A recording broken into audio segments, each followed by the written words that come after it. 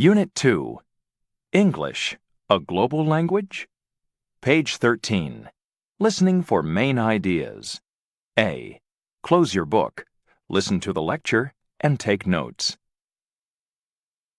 Today's topic is English as a global language. I know many of you speak English as a second language, right? How about you, Hiroshi? Is English your first language? No, my first language is Japanese. English is my second language. And how about you, Patricia? English is my second language, too.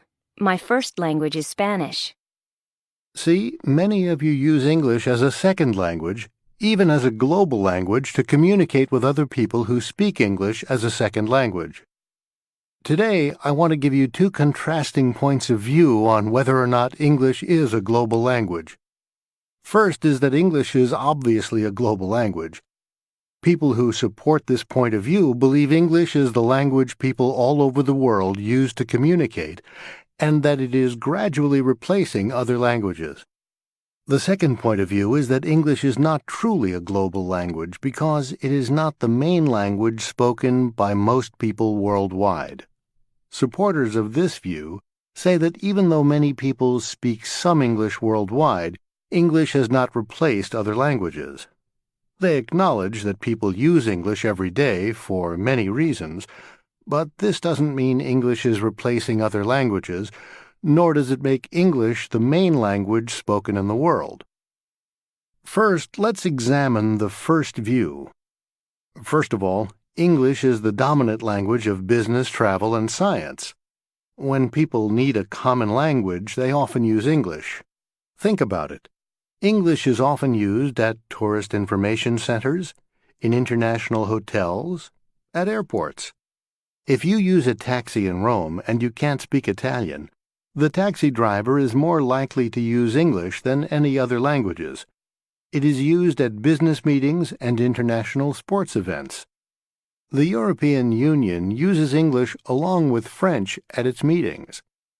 ASEAN, the Asian Trade Group, uses English at its meetings. Can you think of other situations in which English is used as a common language? How about this class? All of us are listening to you in English. Absolutely. Educational settings are a great example. Any others? How about a chat room on the internet? I sometimes go to chat rooms and everyone is using English. Excellent example. The Internet has created a lot of international communities, and people often use English. In fact, most people who use the Internet know English. This helps support the view that English is a global language. The second major reason that people believe English is a global language is that it is the official language of more than 75 countries.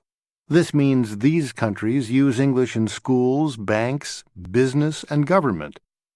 Of these 75 countries, English may be the only official language of the country, like in England, or English may be used along with other official languages, like in the Philippines, Singapore, and India. In countries like India, where so many languages are spoken, you can see how using English as an official language makes it easier for people to communicate. The third reason to support the global argument is that every year about 1 billion people study English. Why? What are some of the reasons? Hiroshi, how about you? Well, now to study, and someday I want to be in international business. That's a solid reason. How about you, Oksana? I'm not really sure. I just think it will help me in the future somehow. Okay. There's a more general reason. The point is, people want and need to learn English because it offers them opportunities. To sum up, English is used every day by many people. People all over the world come in contact with each other for many reasons. They need a common language, a language to facilitate communication. Being proficient in English gives someone an advantage in these situations. Okay. I have given you many examples of how English is used in a variety of situations. Nevertheless, does this mean that English is a global language? Let's look at why some people don't believe English has replaced other languages. First, there are about 3 times as many people who speak Chinese as their first language as those who speak English as a first language. And in many countries, where some people use English for work each day, they don't use English anywhere else. Even in English-speaking countries, there are millions of people who prefer to speak a language other than English at home, with friends, or at work. Second, I mentioned before that 75 countries have English as their official language.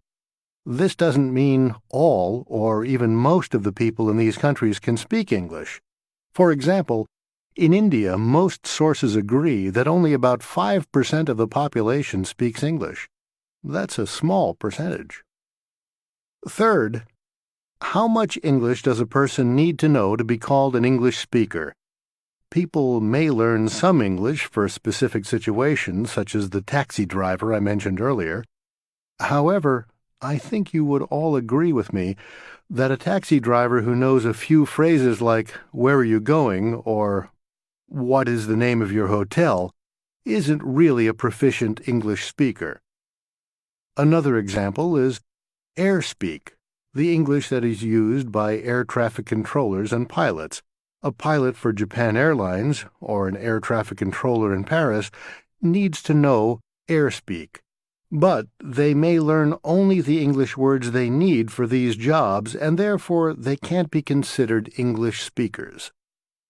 The point here is that people all over the world may use some English for work or other situations. Nevertheless, this doesn't mean they are fluent in English. They still use their first language for daily communication. English is not their main language. So, what does this all mean? I think it's safe to say that English will continue to be the main language used in many international settings because, as I said earlier, people all over the world need a common language. And for now, English is that language. But English won't replace other languages for most daily communication, and this to me is what a global language really is, one that replaces others for most everyday communication. Some people are afraid of this. They worry that as people use English more and more, their ability in their first language will decline. I think people will use English along with other languages. We are moving into a global culture, and as this continues, I think people from non-English-speaking countries will want to maintain their culture, including their first language. They may still want to learn English, but I don't see them giving up their own language for English. What do you think? I'm going to stop there. I know that's a lot of information to digest. We'll continue talking about some of the differences in the English words used in various countries like Australia, Singapore, and the Philippines. That's all for today. Come see me if you have any questions.